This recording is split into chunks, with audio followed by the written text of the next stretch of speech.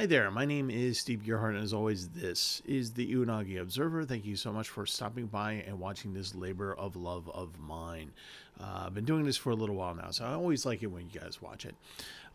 So before we get into it, just to let you guys know that I will be at Gen Con this year at the end of July, of course. And I've got two panels going on. They're almost back to back. One's called The Guns of Tanegashima. It's about the famous Japanese matchlock that kind of set off the Japanese industry on firearms, and also its impact on Japanese history and anime itself. The other thing that I'm going to talk about is the music of Cowboy Bebop OST 1. Enough said. So if you guys want to, if you're going to Gen Con and you want to show up at the panel, I would love for you guys to be there. The event IDs will be down below. Hopefully I'll see you there. So today's video is going to be a Hodgepodge video. We're going to talk about some different stuff, a couple different things. Also, we're going to do a little taste test of something that I have no idea about. I know nothing about what I'm about to drink. And no, it's not an alcoholic. And let's see here. We're going to talk about a fun little manga that I found. You'll get I think you're going to get a Gif Attack AMV maybe, a Genshin video maybe, and we'll talk about some other stuff as well. So why don't we just go ahead and get into it?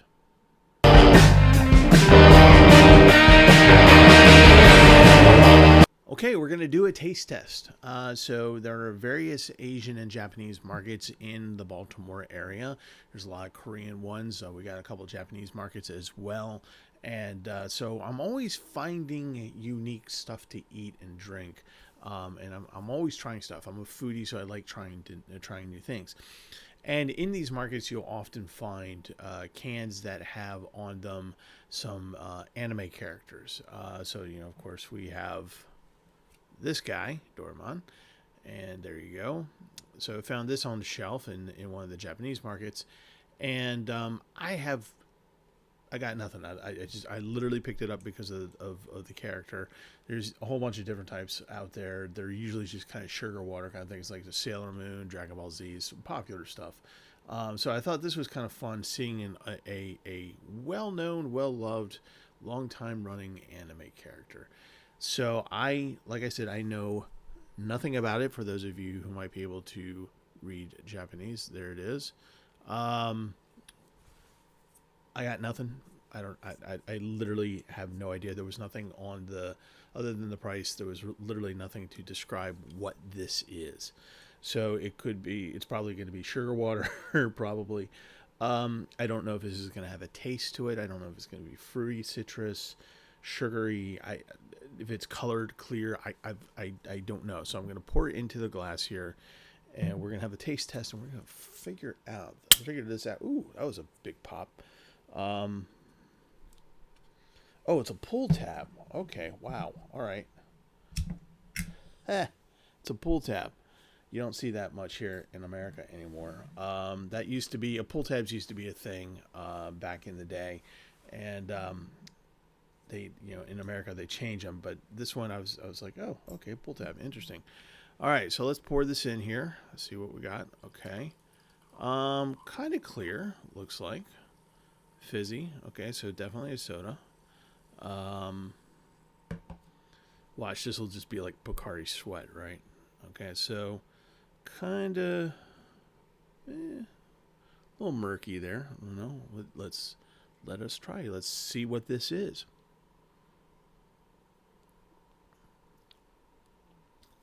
It's sugar water. Oh, wow, is it sugar water? Yeah, this is basically like diabetes in a can. That's exactly what this is. A little sweet for my taste, but if you have a palate for very things that are quite sweet, that would be this. Again, I'll just lift up the can so that you guys can see. Maybe you can do a translator on there. I haven't bothered to do that yet. So there you go. So if that's up your alley, fine. I know this is kind of weird putting like basically sugar soda into a whiskey glass, but there you go. Like I said, this is non-alcoholic. This is not, and it is straight up sugar water, soda sugar water. I can feel the diabetes taking hold right now, and I'm probably going to be ramped up a little bit later on once the sugar kicks in, which means I could probably get a huge crash out of it too. Okay, yeah, I think that's quite enough of that. Uh, so if sweet soda water is up to your what you would like in your life, by all means, try the Doraemon can there. Um, oof, yeah, I can actually feel the sugar in my face right now. Oh, Japanese diabetes in a can. Wow. There you go.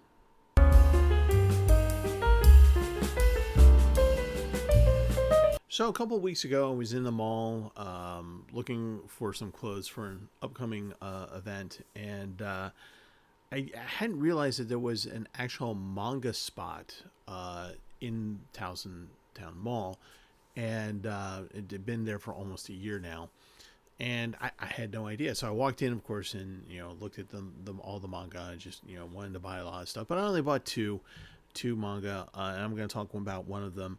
Another one of them was a Gundam manga that I'm going to get the second volume, and then I'm going to do an actual real review on that one. But this one, I just kind of wanted to just put on your radar, just talk about a little bit about it. It really doesn't really mean anything, or I shouldn't say it doesn't really mean anything, but it's not something that is going to be popular and out there, and you'll be able to find it everywhere. But should you come across it, I think it's worthwhile looking at. It's called My Lovesick Life as a 90s Otaku. So this is by Nico Nicholson. Do not confuse that with the coach of the San Diego Athletics men's soccer team. She is I guess at the beginning of her manga career, because when I look at the Mal website, it really only lists another one, which is No Manga Dojo Yabun. So I don't know anything about that one either. But that one and this are the only two credits to her name, it looks like.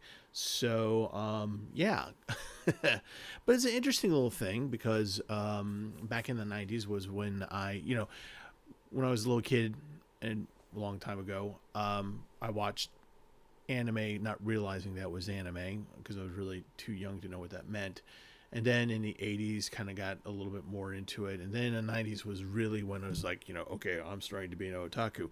So I pulled this, I saw this, on the spine here, and I was just like, what is this? Pulled it out, and it's a fun little story. It's, I would say, semi-autobiographical, I guess, of Nico. I guess she's kind of putting herself into the main character here. And the main character is a secret otaku. Like, this is her jam. She really likes, the anime of the 90s, Slam Dunk and things like that. And, of course, in the 90s, she's basically... she doesn't want people to know that she likes anime. She doesn't want people to know that she's an otaku, because then she'll be ostracized, because, back then that wasn't really a thing that was very popular to do. And it's kind of funny, because we start off with that, and then it flashes forward to herself in the now as a single mother, and she's looking at her daughter, and the daughter's really into anime, and everything's cool about it, because as we know nowadays, anime is becoming more and more mainstream, particularly here in America. So she's just like, I remember. He was like, kind of like almost like the stay off my lawn kids, kind of thing, where she was just like, I remember back in my day when there was like something that you had to go underground, and you had to be hardcore. I was the OG otaku, kind of a thing. But she goes on to talk about how she goes to a new school, and nobody knows her, so she's trying to enjoy her fandom without anybody knowing, so to speak. And she sees this guy here in her high school, and of course she develops a crush on him, and she doesn't want him to know that she's an otaku, but because she's so excited about it, that she kind of blurts out every now and again, and the guy kind of goes, huh, okay, weird. And there's one point where she goes, so what do you think about anime? And he kind of goes, I hate otaku. Dun, dun, dun. So that's the end of volume 1. I'm not sure how many volumes are of this. I'll be curious to see if it comes up again. If I see volume 2, I'll pick it up. But one of the things I wanted to point out was that if you were born in the 90s and you don't know what anime was like in the 90s, this is actually kind of an interesting historical look, so to speak. Because there wasn't that much merch, there wasn't that much plushies. There was a lot of stuff that did not exist in the 90s for anime lovers. And so she talks about having pen pals, actual pen pals, not email, you write things out. People make their own stickers of their favorite characters. They correspond to each other. And often it's just, they don't actually see each other face to face, which is a subplot in here. And so it's kind of neat to see how people enjoy their fandoms basically pre-internet as we know it today, and conventions where you can get all sorts of swag. Like you could literally spend an entire convention in a dealer's room just buying stuff, right? So anyway, so that's this, my lovesick life as a 90s otaku. Should it come across your radar, if you happen to see it somewhere, pick it up. See if your local library has it. Support your local library. And yeah, a fun little thing.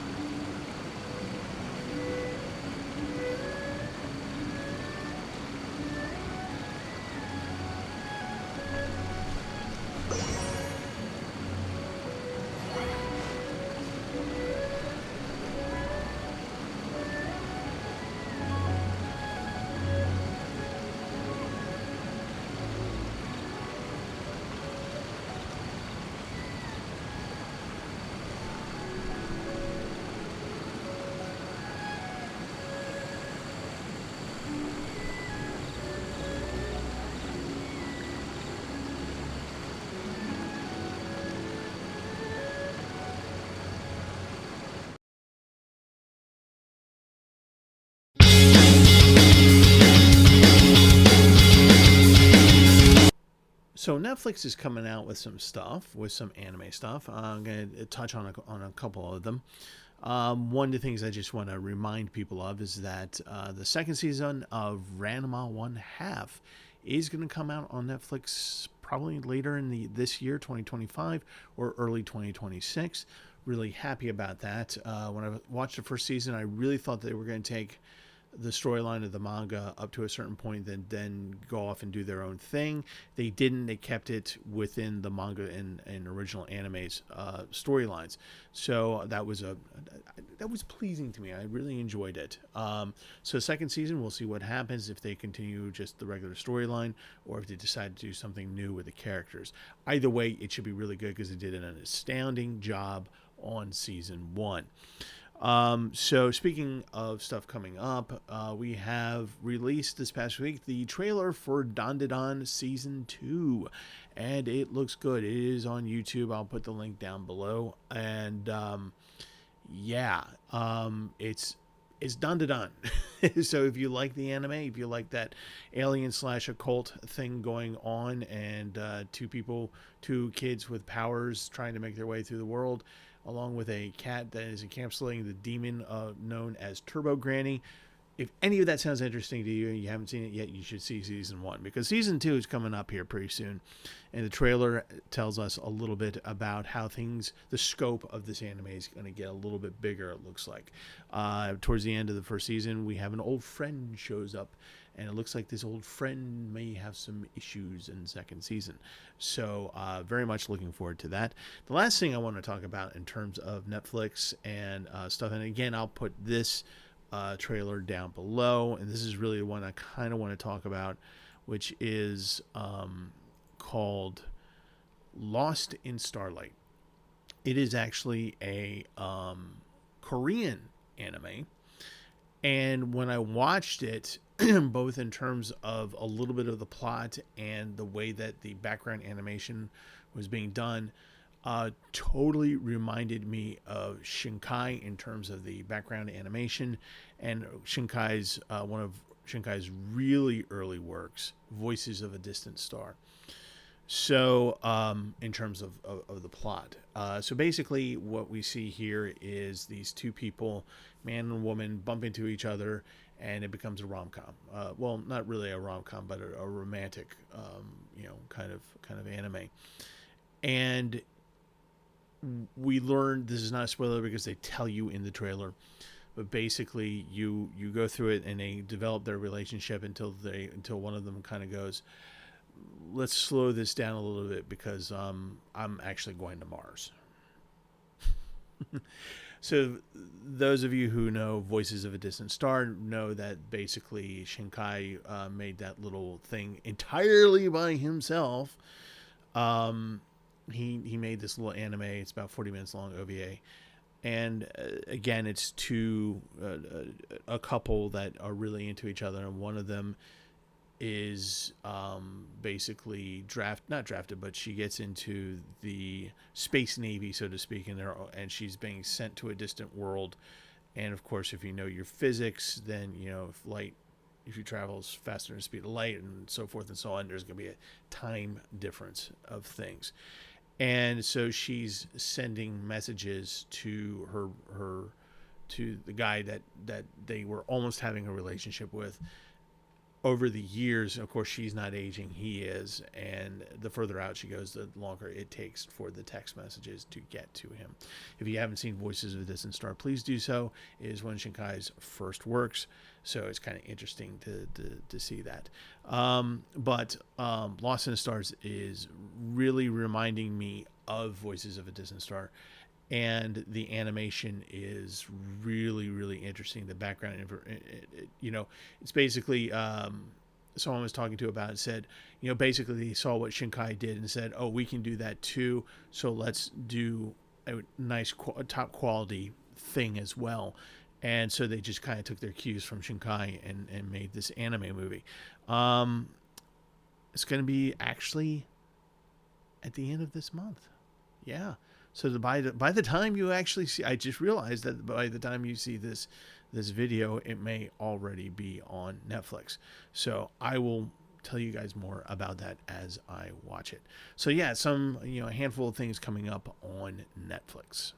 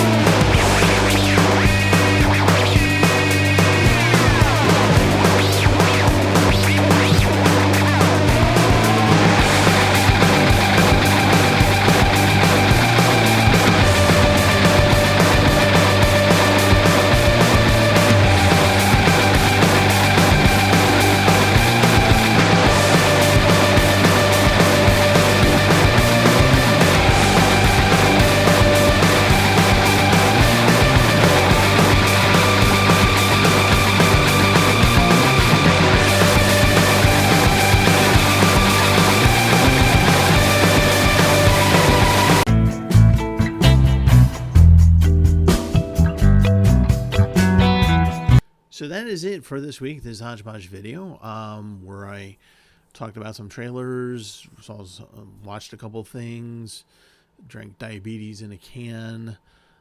Yeah, so that was the Hodgepodge video. So I hope you enjoyed that. A couple more things coming up.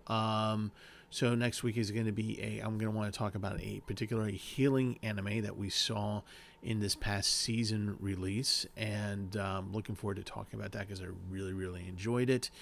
And if you want to see myself, John, and Brent at Otaku Station on the Anime Archaeology YouTube channel, link is down below.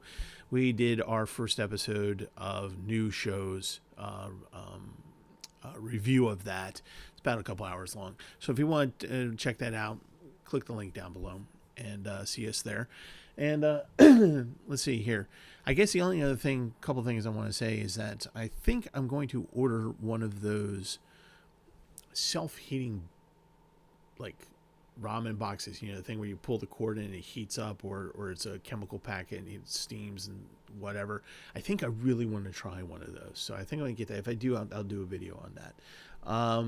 So lastly, yeah, if you come to Gen Con, look me up. Event codes will be down below. And that'll be it for this week. Thank you so much for watching. Take care of yourselves, because I love you guys, and I would love to see you at Gen Con or somewhere out in the world, because that would be kind of awesome. So with that, I will tell you what I always tell you at the end of these videos, which is watch more anime.